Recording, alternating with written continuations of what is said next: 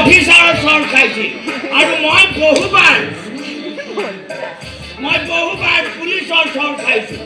তথাপি আমাৰ খানদানক কোনো চিধা কৰি আনিব পৰা নাই আমাৰ খানদানৰ আগত কোনো মূৰ তুলি কথা ক'ব পৰা নাছিল মোৰ ককাৰ আগত পৰা নাছিল কাৰণ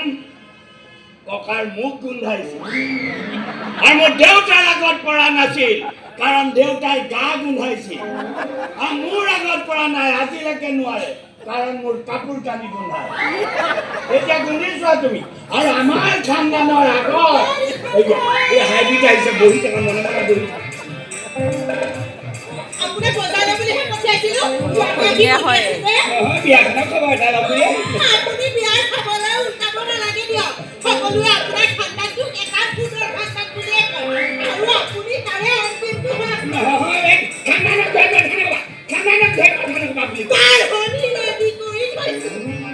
সেইডালক ধৰি কথা ক'ব লাগিব নেলাগে সেইডালত নধৰিবা দেই অফিচলৈ নগৈ সুন্দৰী কটাব ছাছপেণ্ড হৈ থাকোঁতেই জীৱনটো গ'ল তেওঁ আকৌ বিয়াৰ খাবলৈ বোলে নাই এনেই ধেমালি কৰি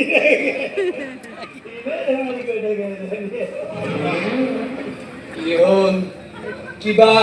বাঢ়নিৰ কথা কৈ গ'ল যে